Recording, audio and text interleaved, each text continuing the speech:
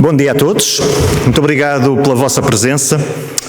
Portugal precisa de habitação agora. Portugal precisa de habitação já.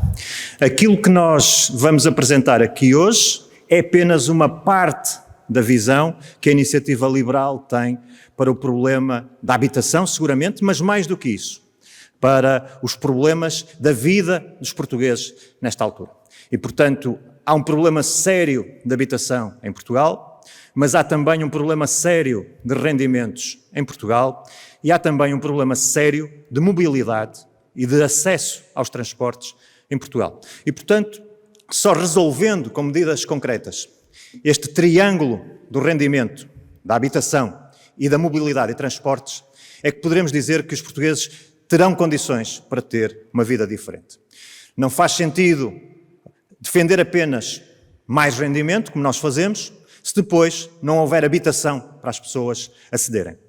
E também não faz sentido haver mais habitação, como hoje vamos propor que exista, se depois não houver transporte para as pessoas se deslocarem do sítio onde existe habitação para o sítio onde há emprego ou onde têm condições para ter os filhos nas creches e nas escolas. É, portanto, uma posição e uma visão integrada que a Iniciativa Liberal tem nesta matéria, mas há, de facto, uma urgência no acesso à habitação e, por isso, hoje vamos focar num conjunto de medidas que nem são todas as medidas em matéria de habitação e também não são, seguramente, todas as medidas em matéria de vida dos portugueses. Mas Portugal precisa, de facto, de habitação agora, Portugal precisa de habitação já, e nós tivemos mesmo o Sr. Primeiro-Ministro, aqui há uns dias, a escrever uma carta a Bruxelas, uma carta a pedir ajuda a Bruxelas.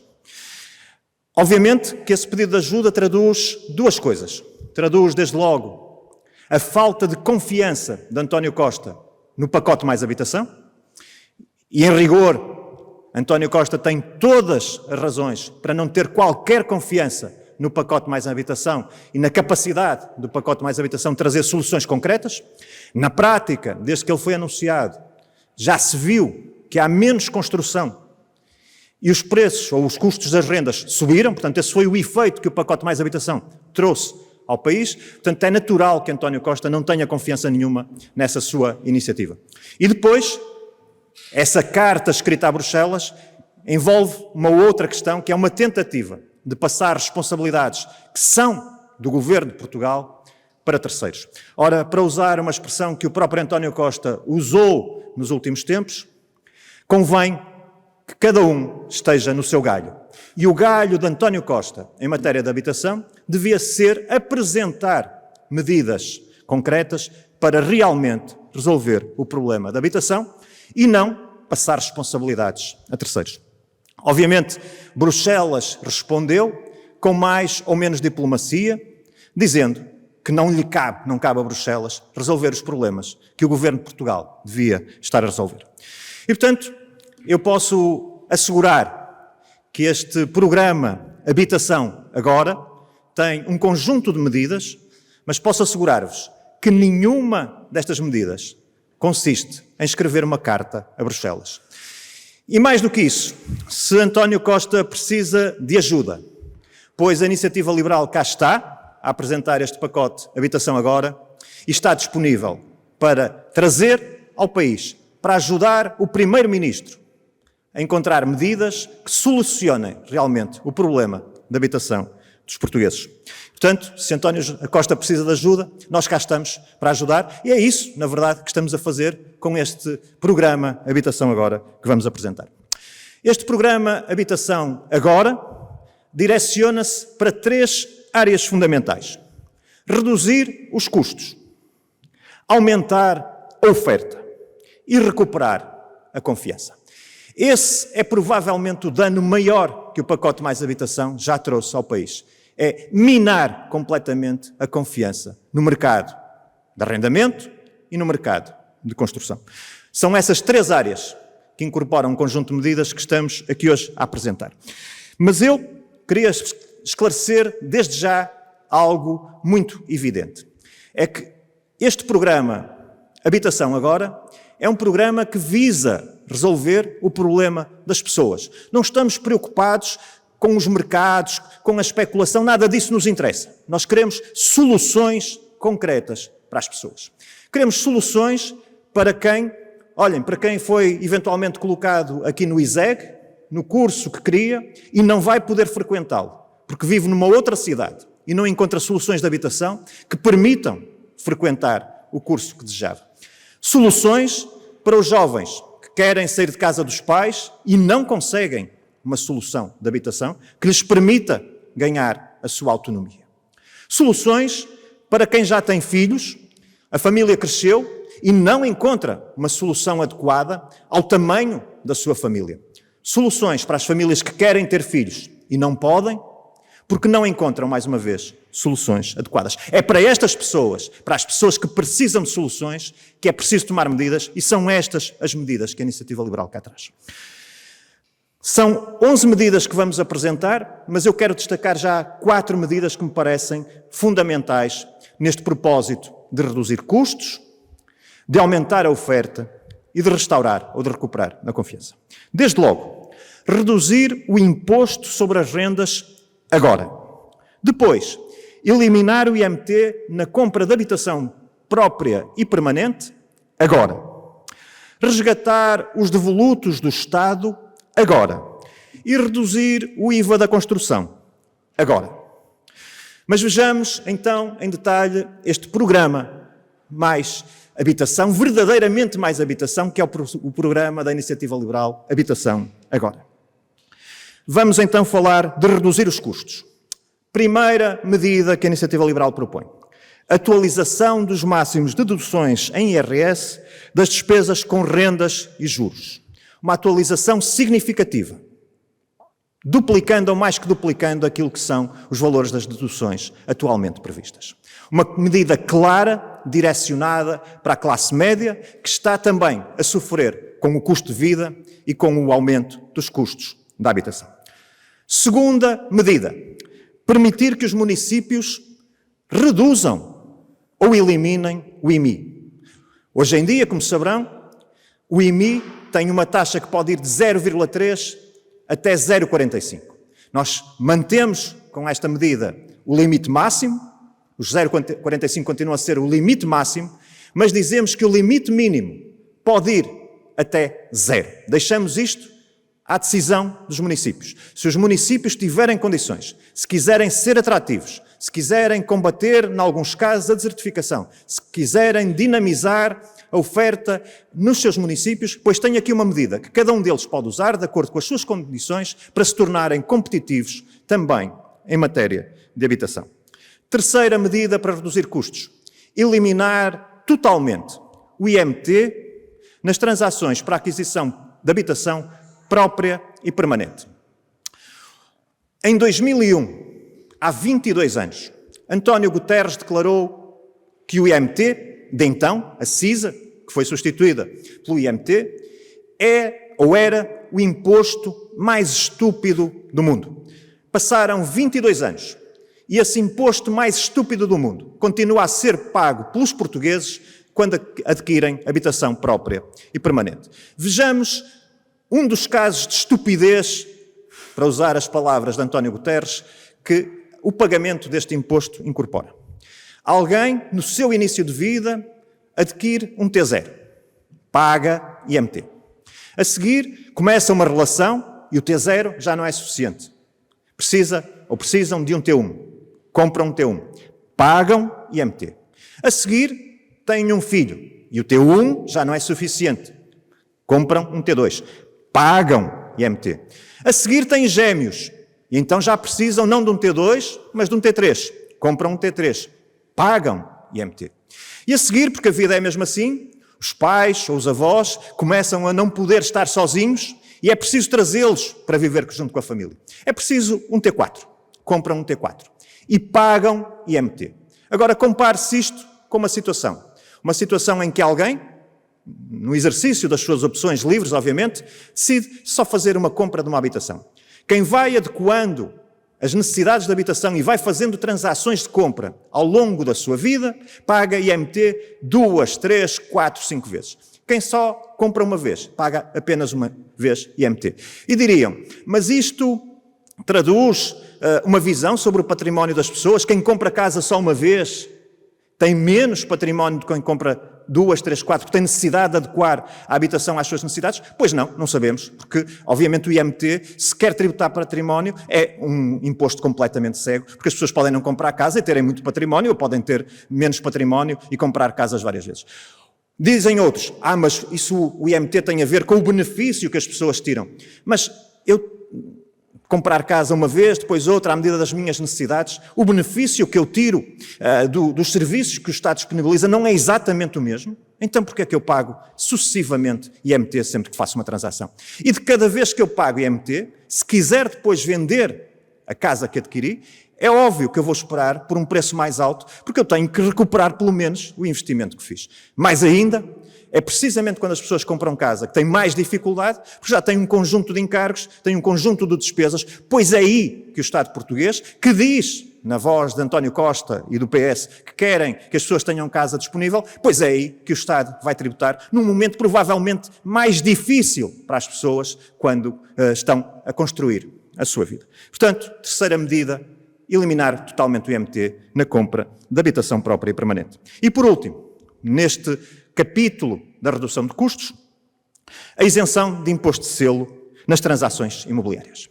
O imposto de selo é mais um encargo, muitas vezes traduz uma múltipla tributação, quando não uma dupla tributação. E, portanto, estamos aqui a propor também, num conjunto de transações imobiliárias, a isenção do imposto de selo. E porque estamos a falar para as pessoas, estamos a falar para quem precisa de casa, para quem precisa de mudar de casa, para quem quer ir trabalhar e tem uma oferta de emprego e não a pode aceitar, porque não encontra uma solução de habitação, nós trazemos mesmo aqui alguns exemplos sobre o benefício que estas medidas trazem imediatamente às pessoas no momento da compra da casa. No Habitação Agora que vos foi distribuído, tem vários exemplos muito concretos desta dupla tributação que pesa no bolso dos portugueses. Para comprar uma casa de 150 mil euros, os portugueses terão de pagar 2.775 euros, ou seja, 1.575 de IMT e 1.200 de imposto de selo. Se fizermos as contas para uma casa de 200 mil euros, a carga de IMT será de 4.454 e o imposto de selo de 1.600, num total de 6.054 euros. Numa habitação de 250 mil euros, os portugueses terão de suportar um IMT de 7.904 euros e um imposto de selo de 2.000 euros. Num total final de 9.954 euros. Se formos para o exemplo máximo que temos neste documento, que é uma casa de 300 mil euros, vão ter um imposto de 13.854 euros, dos quais 11.454 são de IMT e 2.400 de imposto de selo. Temos, inclusive, muitos relatos de muitas famílias que necessitam de contrair empréstimos de crédito pessoal para fazer face a esta despesa e manter a percentagem que é necessária para dar entrada na compra de uma casa. É imoral tributar a habitação desta forma para depois andarem a dizer que é um direito constitucional. A habitação tem de ser tratada como um bem de primeira necessidade, porque é efetivamente um bem de primeira necessidade. Quanto ao aumento da oferta, que é um dos vetores do Habitação Agora, é fundamental avançar com a redução do IVA da construção para uma taxa mínima de 6%.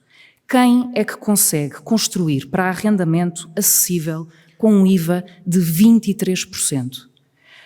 Os senhores jornalistas sabiam que a tributação da casa no IVA é a mesma da tributação do IVA de um iate? Isto não faz sentido absolutamente nenhum.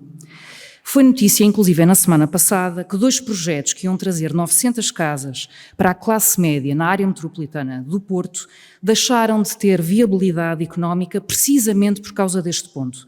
Estamos perante um Estado que não faz e não deixa fazer. E não faz, e está muito claro no veto presidencial. No Habitação Agora, queremos precisamente o contrário. Queremos incentivar a que haja mais oferta e por isso propomos a criação de um regime de construção para arrendamento, chamado Build to Rent, para que os operadores venham ao mercado e venham fazer parte desta solução. A questão da legislação dispersa, que tem sido outra entrave e que afunila a oferta, tem de ser simplificada. Atualmente há mais de 2.000 diplomas com normas que não fazem sentido absolutamente nenhum. A iniciativa liberal foi muito focal nos exemplos mais caricatos, como foi o caso do bidé e da banheira. Existem inclusive outras normas que são contradições entre si num verdadeiro quebra-cabeças. No Habitação, agora, propomos consolidar toda essa legislação num novo Código de Edificação. E para quê? Para evitar atrasos de licenciamento. Segundo dados do mercado, por cada ano de atraso, temos um agravamento por metro quadrado de 500 euros. Este custo, naturalmente, vai ser pago por todos nós, por todos os portugueses, por aqueles que compram casa, mas também por aqueles que arrendam casa. Para este aumento de oferta também devem contribuir os devolutos do Estado. Estado esse que não sabe sequer o que é que tem. A iniciativa liberal vai voltar a insistir nesta proposta para resgatar estes imóveis de modo a que possam ser reabilitados e habitados. Mais uma vez, o Estado não faz nem deixa fazer. Queria concluir relembrando-vos que em 2018 António Costa dizia que o Governo iria adotar um plano de ação para acabar com as carências de habitação em Portugal quando se celebrassem os 50 anos do 25 de Abril, ou seja, já para o ano. E para o ano, infelizmente, os problemas não vão estar resolvidos. O que o Primeiro-Ministro conseguiu efetivamente com este pacote mais habitação foi minar a confiança dos portugueses, confiança essa que tem de ser recuperada. É por isso mesmo que é necessário recuperar a confiança dos portugueses, face a medidas que retiraram já soluções do mercado ainda antes de entrarem em vigor, que se passou com mais habitação, repito. É por isso que a Iniciativa Liberal propõe também um conjunto de medidas para recuperar essa confiança. Desde logo, a redução do imposto sobre as rendas. O próprio pacote mais habitação prevê para os 2 primeiros anos, ou até para os 5 primeiros anos, uma taxa de tributação autónoma de 25%. Pois a Iniciativa Liberal, depois de tudo o que tem acontecido no mercado de arrendamento, nós passamos de propostas de incluir, de fazer englobamento dos rendimentos prediais desta natureza. Depois passamos para esta pequena proposta de desagravamento, pois a Iniciativa Liberal quer que existam muito mais casas disponíveis para quem precisa de casa poder arrendar. É por isso que nós, face a esta proposta de mais habitação, de uma tributação autónoma de 25%, propomos uma tributação autónoma nos primeiros 5 anos de 14,5%. E depois, nos contratos cuja duração supera 20 anos, nós propomos mesmo uma tributação autónoma de 0,5%. Porquê? Porque não pode haver um discurso de que é essencial termos habitação, é essencial termos mercado de arrendamento e depois darmos sinais permanentemente contraditórios. Quer considerando a habitação, afinal, não um bem essencial, mas um bem de luxo, quer confundindo quem tem casas para pôr no mercado de arrendamento, criando-lhes a impressão de que a qualquer momento as regras do jogo mudam, a qualquer momento aquilo que era estável deixou de o ser. Portanto, compromisso da Iniciativa Liberal. Primeiros 5 anos, tributação autónoma dos rendimentos prediais de arrendamento de 14,5%. Vamos a alguns exemplos. Para um senhorio receber 500 euros, hoje em dia, com 28% de taxa autónoma, teria que ter uma renda de 694. Com o mais habitação e a tributação autónoma de 25%, teria que receber uma renda bruta de 666 euros. Com a proposta da Iniciativa Liberal, nos primeiros 5 anos, a renda bruta teria que ser de 584 euros. O que é que isto faz? Faz reduzir o custo do arrendamento, por um lado, e traz mais proprietários para o mercado, disponibilizando mais casas para arrendar, que farão com que os preços se tornem mais acessíveis. É assim que se intervém no mercado de arrendamento, criando confiança e estabilidade e uma tributação adequada para quem tem propriedade e quer pô-la a arrendar. Depois, abolição do arrendamento forçado. O arrendamento forçado é uma das medidas de mais habitação, é um ataque direto à propriedade privada, sem nenhum tipo de estudo que diga que esse arrendamento forçado, se viesse a ser posto em prática, iria trazer mais casas para o mercado e, por outro lado, sem nenhuma fundamentação do ponto de vista da seriedade dos argumentos. Como é que o Estado, que não sabe quantos devolutos tem, que não sabe resgatar esses devolutos para a habitação disponível para os portugueses, entende que pode, em verdade, expropriar propriedade privada, como eu digo, sem nenhum tipo de evidência de que essa medida funcione, sem nenhum tipo de evidência de que isso traga de facto mais oferta e sem nenhum tipo de evidência de que o Estado faça o seu trabalho com a propriedade que detém. Terceira medida, eliminação do congelamento de rendas. O mercado português, ao longo de várias décadas, foi completamente perturbado pela intervenção do Estado e pelo congelamento de rendas. Nós temos que deixar o mercado funcionar para criar confiança nas pessoas. E agora dizem, mas o congelamento de rendas tem de facto subjacente situações de pessoas que têm determinadas condições, que estão em situação de insuficiência económica. Pois muito bem, mas não tem que ser as entidades privadas a fazer ação social. Quem tem que fazer ação social é o Estado. Portanto, descongelem-se as rendas. E nos casos de insuficiência económica, o Estado que faça a sua parte.